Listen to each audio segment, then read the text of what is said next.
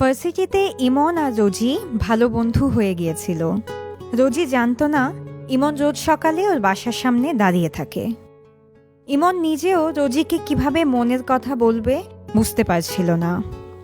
একদিন হঠাৎ রোজি কয়েকদিন ধরে ভার্সিটিতে আসলো না। ইমন চিন্তিত হয়ে ফোন করে দেখল রোজির নাম্বার অফ।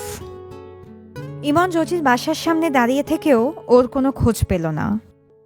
কোনোভাবেই যখন আর থাকতে পারল না, তখন একদিন ইমন রোজির বাসায় চলে গেল। রোজি ওকে দেখে খুব অবাক হয়ে বলল, তুমি? হ্যাঁ, অনেক দিন থেকে ভার্সিটিতে যাচ্ছ না, ভাবলাম যদি কোনো বিপদ। আমার বিয়ে। ইমনকে থামিয়ে বলে ফেলল রোজি। কি বলবে বুঝতে না পেরে ফ্যালফ্যাল চোখে প্রচণ্ড কষ্ট নিয়ে তাকিয়ে থাকলো ও। দেখল রোজির চোখেও জল এসেছে। তবে কি রোজিও পছন্দ করে তাকে? কি হবে এখন ইমন ও রোজির ভালোবাসার পরিণতি?